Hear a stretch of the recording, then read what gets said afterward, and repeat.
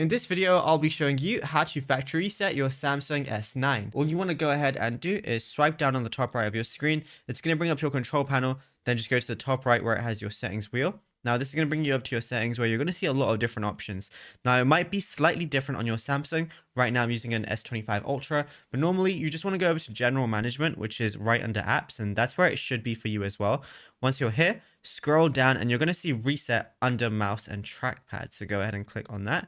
Now, it's going to say before resetting your phone, back up your data to Samsung Cloud or an external storage device. You can restore your data after resetting.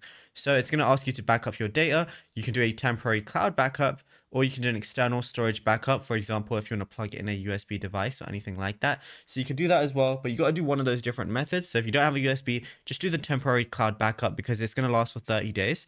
And then after that, it's going to allow you to reset your settings, mobile network settings, Wi-Fi and Bluetooth, accessibility, or right at the bottom, you're going to see factory data reset. But like I said, you have to do a backup before you go ahead and do that. And yeah, that's it. Then you'll be good to go. Then your phone's going to be like new whenever you do your factory data reset. And it's as simple as that. Now, if you found this video helpful, be sure to drop a like and subscribe. And also check out all our other tutorials that we've been posting on the channel as well.